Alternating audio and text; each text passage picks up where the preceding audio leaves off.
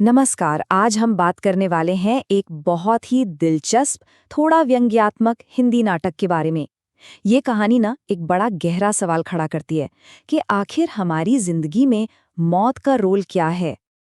अच्छा, जरा सोचिए, क्या हो अगर मौत एक चॉइस बन जाए। मतलब किसी को वापस दुनिया में लाना है या नहीं, ये फैसला पूरी तरह हमारे हाथ में हो। बस यही सवाल इस पूरी कहानी की जड़ है।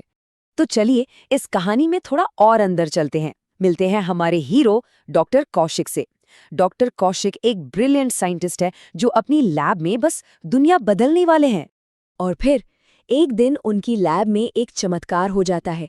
वो एक ऐसा फॉर्मूला बना लेते हैं जो एक मरे हुए कॉकरोच को वापस जिंदा कर देता है। डॉक्टर कौशिक के लिए ये सिर्फ कोई साइंस एक्सपेरिमेंट नहीं था, ये तो इंसानियत के लिए एक वरदान था। उन्हें लगा, बस मैंने मौत को ही हरा दिया है। लेकिन उनके दोस्त अविनाश इतने खुश नहीं हैं और यहीं से कहानी का असली कॉन्फ्लिक्ट शुरू होता है। एक तरफ है डॉक्टर कौशिक, एकदम आइडियलिस्ट, जिन्हें लगता है कि उनका ये फॉर्मूला दुनिया से सारा दुख दर्द मिटा देगा। और दूसरी तरफ है अविनाश, जो प्रैक्टिकल हैं, रियलिस्ट हैं। वो ये सवाल उठाते हैं कि क्या सच में लोग अपने मरे हुए लोगों को वापस चाहेंगे भी। डॉक्टर कौशिक का इरादा तो देखिए बहुत नेक है।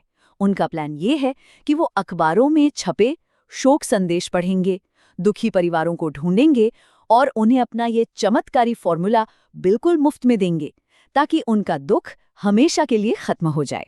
और बस इसी सोच के साथ दोनों दोस्त अपने स्कूटर पर निकल पड़ते हैं। डॉक्टर कौशिक को तो पूरा यकीन है कि वो किसी महान काम पर निकले हैं, लेकिन असलियत उनकी सोच से कोसों दूर थी।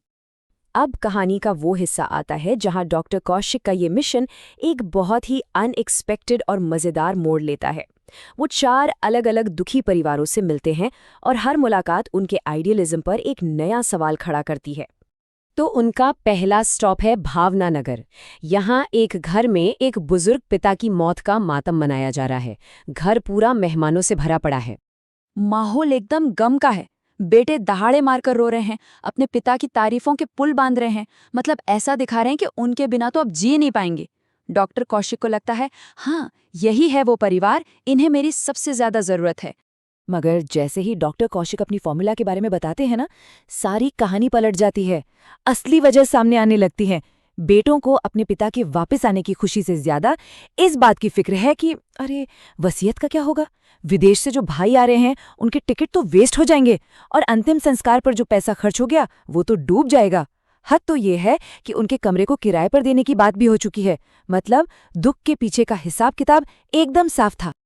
अच्छा, इस अनुभव से हैरान परेशान डॉक्टर कौशिक और अविनाश अपने अगले एड्रेस पर पहुंचते हैं। यहाँ एक बुजुर्ग महिला की मौत हुई है, काफी लंबी बीमारी के बाद। जब डॉक्टर कौशिक घर की बहू गिरिजा को अपने आविष्कार के बारे में बताते हैं, तो उन्हें तसल्ली की जगह एक ऐसा जवाब मिलता है जो उन्हें हिलाकर रख देता है। वो पूछती है, आप मेरी सास को जिंदगी देने आए हैं या मुझे मौत? फिर गिरिजा बताती हैं कि कैसे 5 साल तक उसने दिन रात अपनी बीमार सास की सेवा की, जबकि घर में कोई और पूछता तक नहीं था। उसके लिए सास की मौत कोई दुख नहीं, बल्कि सालों की गुलामी से मिली आज़ादी थी। चलिए अब चलते हैं तीसरे पड़ाव पर, मोहब्बत नगर। यहाँ एक प्लेन क्रैश में एक नौजवान कैप्टन की मौत हो गई है और उनकी पत्नी बहुत गहरे सदमे में है। वो विधवा अपने और अपने पति के अटूट प्यार की कहानी सुनाती है। बताती है कि उनका प्यार इतना गहरा था कि एक पल भी एक दूसरे के बिना नहीं रह पाते थे। सुनने वालों का दिल दहल जाए ऐसा सीन है। डॉक्टर कौशिक को एक उम्मीद बंधती है कि चलो आखिरकार कोई तो मिला जो सच में अपने किसी को वापस चाहेगा। लेकिन यहाँ एक गलतफहमी हो जाती है। वो विधवा उन्हें इंश्योरेंस कंपनी का आदमी समझ लेती है और जब उसे असली बात पता चलती है तो उसका रिएक्शन और भी शॉकिंग होता है। वो डॉक्टर कौशिक पर बुरी तरह चिल्लाने लगती है, धोखेबाज कहती है और उन्हें फौरन घर से निकल जाने को कहती है। बाहर आकर अविनाश बस एक इशारा करता है कि शायद इंश्योरेंस का पैसा पति के वापस आने से ज्यादा सुकून देने वाला है। अब अपनी आखिरी उम्मीद लेकर वो पहुंचते हैं इबादत नगर।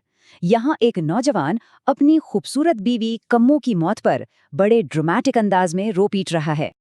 वो छाती पीट पीट कर रो रहा है, कह रहा है कि उसका प्यार जिस्मानी नहीं, रूहानी है।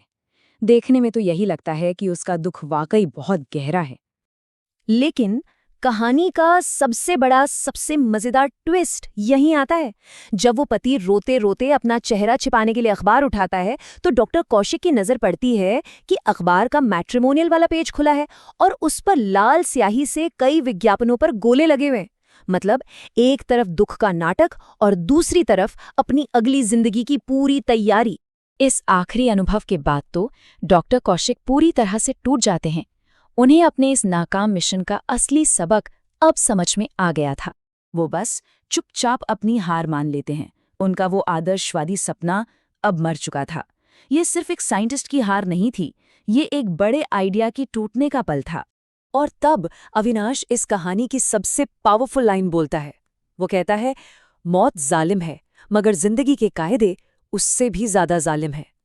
मतलब जिंदगी की जो मजबूरियां हैं, जो प्रैक्टिकल बातें हैं, वो मौत से भी ज्यादा कठोर हैं। कभी कभी जिंदगी को आगे बढ़ाने के लिए मौत का होना जरूरी हो जाता है। तो आखिर में ये कहानी हमें इसी सवाल के साथ छोड़ जाती है, सोचने पर मजबूर करती है कि क्या मौत सिर्फ एक दुखद अंत है या फिर जिंदगी की मशीनरी को चलाने के लिए एक जरूरी पुर्जा। और अगर मौत ना हो तो क्या हम सच में वैसी जिंदगी चाहेंगे?